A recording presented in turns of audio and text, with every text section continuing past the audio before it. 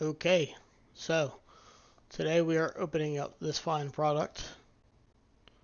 Flesh and Blood Classic Battles. Rhinar versus Dorinthia. Sweet product. It's designed for new players. You choose your champion. You're either going to play as Dorinthia, which is the warrior, or you're going to play as Rhinar, which is the angry green guy. So, let's get into this. Pretty cool product. I don't know if that's how you're supposed to open it, but that's how I'm opening it. We could have used a knife, but too late. We're already in.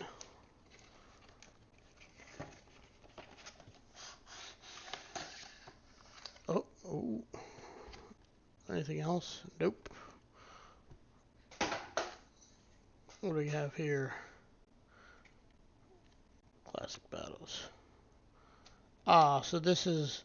Okay, I see what this is. This is like the lore for both characters. This is cool. Now, I wish, personally, that they had more hardcover books for the lore of Flesh and Blood. I mean, I get it. There's that big, thick boy. But they go for like $2,000 a piece, and I'm not about that life. I want books that are easily accessible to all people. And I'm not one of those game pieces type people like in Magic the Gathering. No. I'm not saying it like that, but I'm just saying the lore is a completely different thing. Like, I get it, that's a collectible, but you can print softbacks and make them $10 or whatever. So, what do we have here? Oh, okay. So this is the playmat. Nice, nice. Very cool, very cool. I like this. Let me see if I can unfold it without ripping it. Let's see.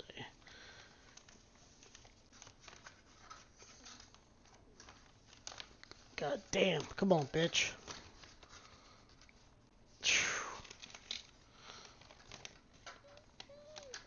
It's like that one opportunity you get. You're like, come on, motherfucker, just work. I mean, what are you thinking about? I don't know. Anywho. Oh, yeah. Oh, yeah. There's the combat chain, baby. Look how long and thick. I mean, wow. Okay. Cool. This is cool. Nice. Alright. That's cool. I like that. Maybe I'll frame that. Hang it in the background. Alright, and then here are the two decks. Bone Visor. This looks like the Rhinar deck.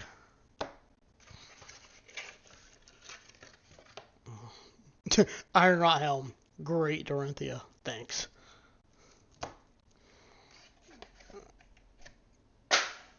And yeah, let's dig into these. Oh, it's got like the cigarettes, like the cellophane wrapper.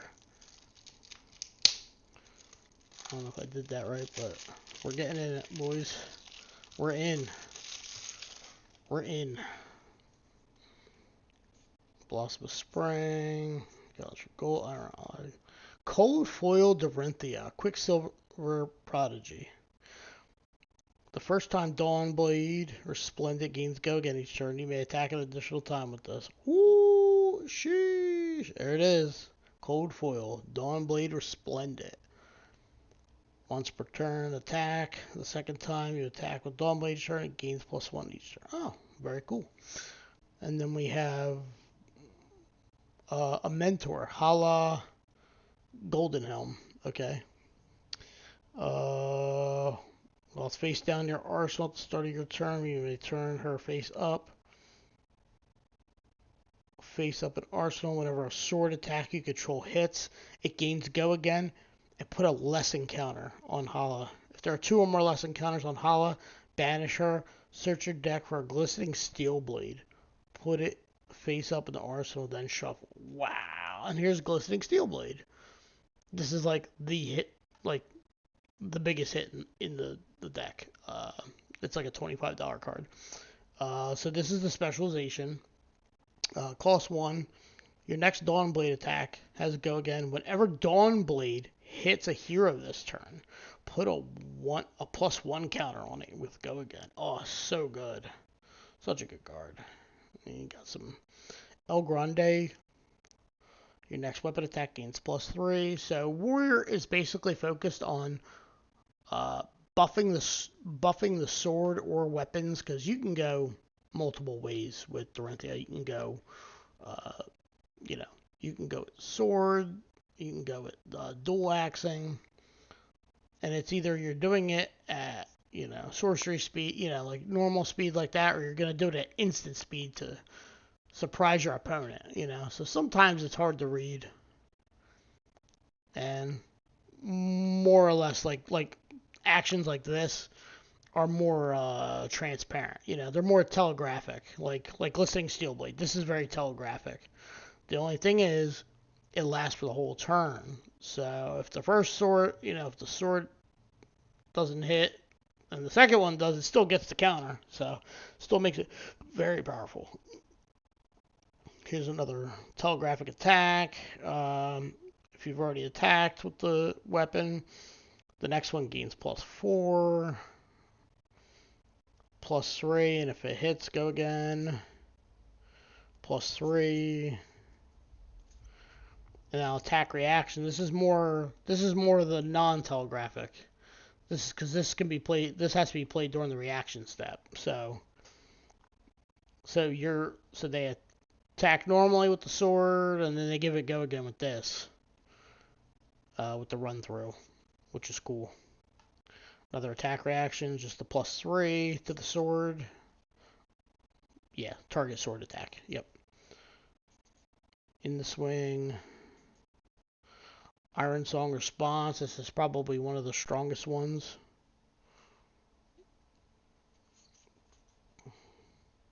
Driving Blade.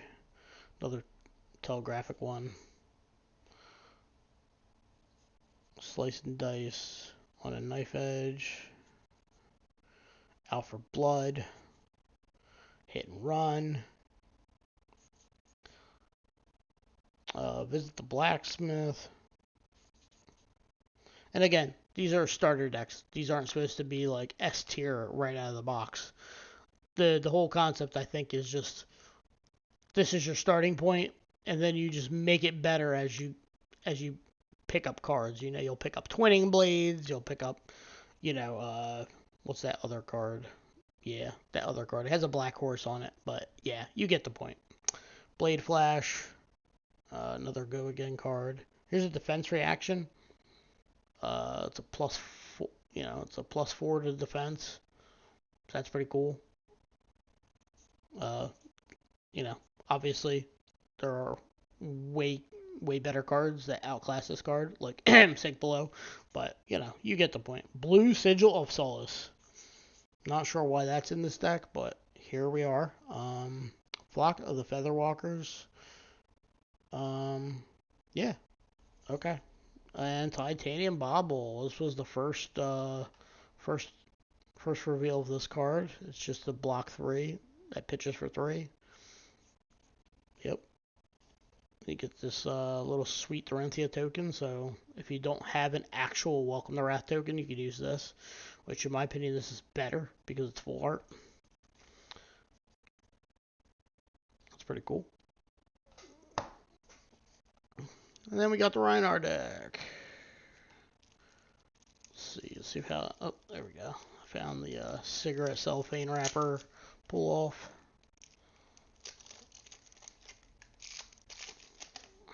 Bone Visor.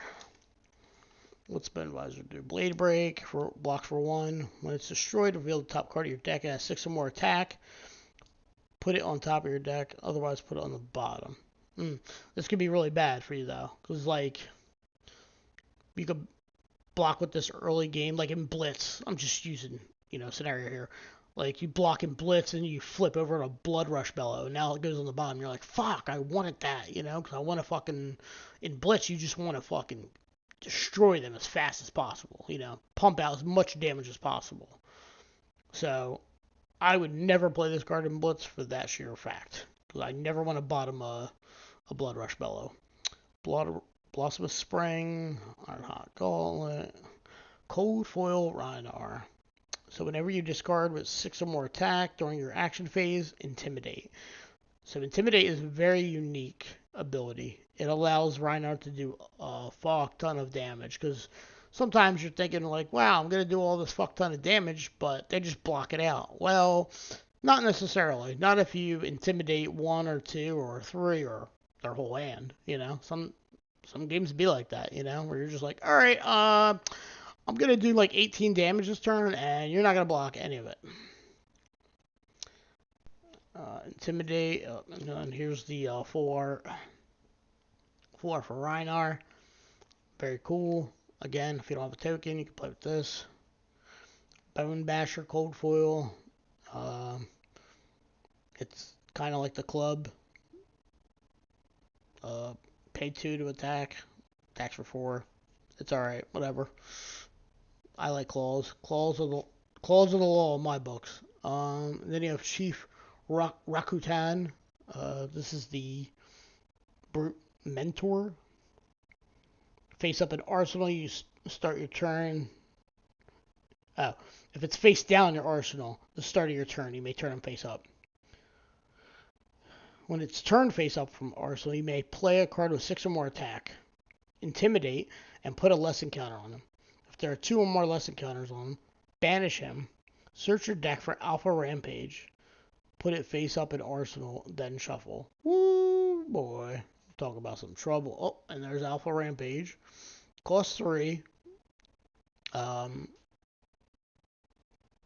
You have to discard a random card, and then you intimidate. So, very important.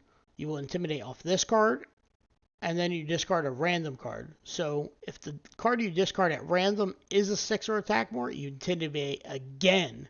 So that's half their hand. That's already gone off of 1 attack, which this is an MVP card. And it's coming in for 9, so very MVP. Leaves them very little chances of blocking the full 9. Beast Mode. This is played in Constructed. I love this card. It gives you another way to deal 8. You know, I mean, it costs 3. Yeah, I get it, but it's good, and it blocks for 3. So we likes. Pack Hunt. It's just a 6 for 2 with Intimidate. Good stuff. This card does not block, but it's a 6 for 2. You draw and discard a random card, and if a 6 attack is discarded this way, this gets +2, so this becomes an 8 for 2. It's almost like Swing Big. Just, yeah, you have to draw and discard.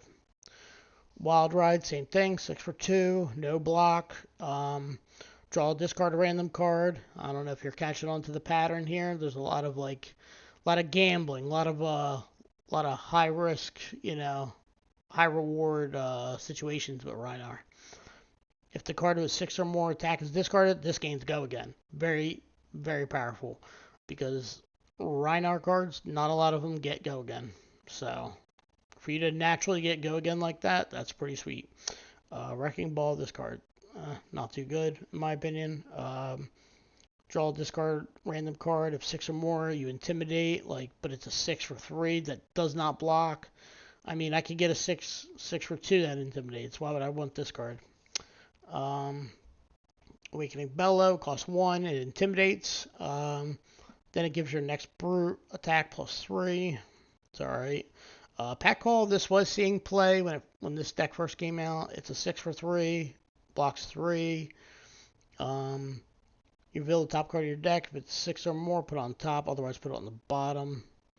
This is kind of like a similar effect with Bone Visor. It could be punishing to you, you know, because you can, if you hit Blood Rush Bellows, it's going on the bottom. Smash Instinct, intimidates when it attacks. This is just a 6 for 2, no block. Another a 6 for 3 with 2 block. Sucks. Raging Onslaught, this is the classic from Welcome to Wrath. It's a 6 for 3 with 3 block. Wounded Bull, 6 for 3, blocks 2. You know, again, this is a starter deck, so it's going to have some junky generics in it. Barraging Beatdowns is a great card. I like the red one better. Typically, CC decks don't run the yellow Barraging Beatdown.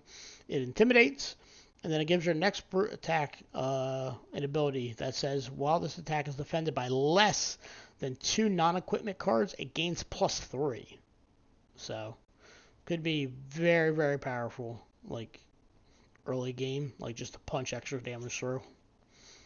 Rally the Rear Guard.